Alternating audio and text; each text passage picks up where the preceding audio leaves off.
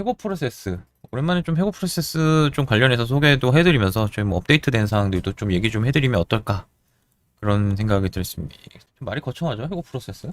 이제 뭐 알만한 사람들은 다 아는 것 같아요. 제목만 들으면 좀 이렇게 생각하시면 돼요. 요즘 뭐 다 아시겠지만 우리나라는 적어도 이제 정규적인 자리, 이제 기간이 정함이 없는 계약을 맺은 분들을 정당한 이유 없이 이제 해고할 수 없단 말이죠. 예. 그 정당한 이유 없이는 해고할 수 없다. 무엇이 정당한 이유냐? 예. 뭐 늘 이 분쟁을 겪어야 되니까 이제 사용자들도 다른 방식을 써요. 정당한 이유는 만들면 되죠. 예. 해고를 위한 징계, 부당한 인사명령을 통한 압박, 뭐 여러 가지 수단이 있을 거 아니에요. 뭐 일을 안 주기, 뭐 대기발령 시켜놓기, 하루 종일 벌 세우기. 이거 옛날엔 많이 했죠. 뭐 화장실, 책상 화장실 앞을 빼놓고, 드라마에 요즘 가끔 나오는데 현실에서는 요즘 많이 사라졌어요. 그 드라마 소재로는 좀 쓰이더라고요. 그 화장실 앞에다 책상 이렇게 빼놓고 이렇게 벌쓰기. 뭐 근데 제가 불과 1, 2년 전만 해도 그런 사건이 좀 있었어요. 되게 이름만 들어도 알만한 그런 연구단지에서 발생한 일인데, 예. 그 연구단지에 대해서 얘를 내쫓으려다 보니까 나름 이 분야에 되게 박사급이에요. 박사급 인재, 그 중요한 인재잖아. 한 50평짜리 사무실에 책상도 아무것도 없는 사무실에 책상 하나 딱 갖다 놓고 거기 앉아 이렇게 벌을 세웠어요. 예. 뭐 그런 게 1, 2년 전까지만 해도 있었습니다. 예. 뭐 그런 거. 그러니까 해고를 그냥 맘대로 할 수 없으니까 뭐 갖가지 수단을 다 사용하는 그런 전략의 일환으로서 뭐 전직 배치 전환 뭐 어떻게 우리가 뭐 좀 이렇게 대응하고 막아내 볼까 늘 고민이 많았는데 오늘 이렇게 좀 장표로도 좀 하나 있어서 이렇게 소개도 해드릴까 합니다. 예. 뭐 다 알죠. 근데 제가 한 가지 좀 팁을 드리고, 오늘 좀 이런 상담 많이 했는데 징계라는 게 기본적으로 용어의 정의는 이렇게 돼요. 예. 직장 질서 침해 행위에 대한 제재. 이게 정의입니다, 정의. 예, 이게 기초. 직장 질서 침해 행위. 그러니까 아무리 나쁜 짓을 해도 직장 질서 침해 행위가 아니라면 징계할 수 없다는 얘기예요. 예. 직장 질서 침해 행위에 대한 제재만이 징계라는 거죠. 나머지는 뭐 사적 제재에 불과한 거고. 그러니까 내가 뭐 예를 들어 좀 과하게 얘기해서 길거리에 막 쓰레기를 버려, 침을 뱉어, 예? 막 이런다고 회사에서 날 징계?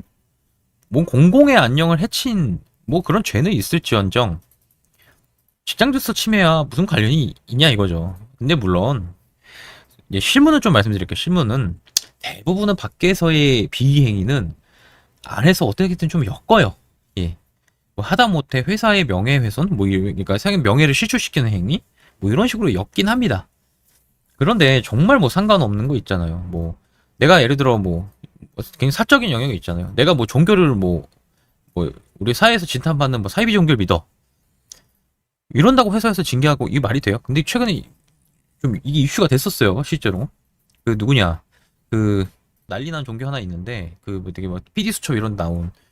근데 막 그 방송사에 그 믿는 사람 있다고 막 찾아내서 막 징계하겠다 막 이런 게 있었는데 안 돼요. 원래는 안 돼요. 그 징계하면은 무조건 깨져요. 내가 무슨 종교를 믿든 그 종교가 사회적으로 아무리 지탄받을 짓을 하든 그거는 나랑 상관없는 일이란 말이에요. 이런 거 징계할 수 없어요. 직장 질서 침해가 아니기 때문에. 예. 그죠? 내가 뭐 예를 들어 뭐 여자친구가 5명이라 해봐요. 예? 이게 직장 질서 침해 행위랑 아무 관련이 없다고요. 예.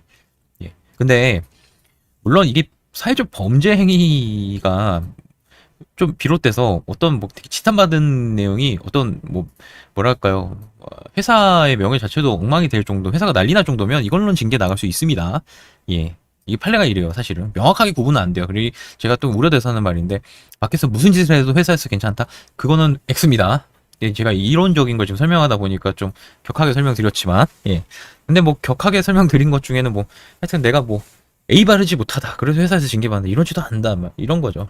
네. 자, 이게 1단계예요. 이게 개념입니다. 개념. 네. 자, 징계는 보통은 취업 규칙에 정해져 있는 경우가 많아요. 물론 이거는 10인 이상 회사. 근데 정해져 있는데 견책, 경고, 감봉, 정직 뭐 각종 이름 뭐로 되어 있는데 이렇게 설명드릴게요.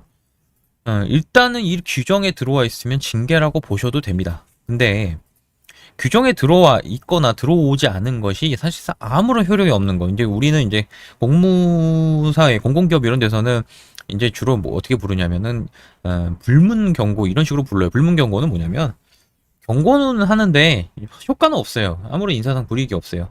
이런 거는 사실 징계로 보지 않습니다. 그 대표적인 게 뭐가 있어요? 심할서. 심할서 내세요? 징계요? 아니라는 거죠. 근데 이제 심할서가 어떤 제재적인 수단을 가져오면, 그러니까 예를 들어 뭐 승진해서 배제된다, 아니면 뭐 임금을 깎는다, 이러면 그 심할서 자체도 징계로 볼 수 있는 거죠. 그죠? 이게 징계입니다. 이 인사명령은 뭐냐? 이 두 개를 아리까리 타면서 노는 거예요. 이제 인사명령은 음, 사용자가 가지는 고유한 경영권의 일환으로서 행하는 말 그대로 규범 중 하나예요. 규범. 뭐 이거 학설이 좀 있습니다. 오늘 너무 깊이 들어가는 것 같은데. 전직, 전적, 직위 해제, 전출, 대기 발령 뭐 각종 이름은 다 있어요. 예. 그래서 이제 흔히 여기서 사용되는 논리는 좀 다르다. 이렇게 좀 얘기 드릴게요. 예. 자, 해고 프로세스의 예시. 섣불리 해고하지 못한 이유. 제가 아까 말씀드렸죠. 예. 우리나라는 해고 제한 제도를 가지고 있는 나라다.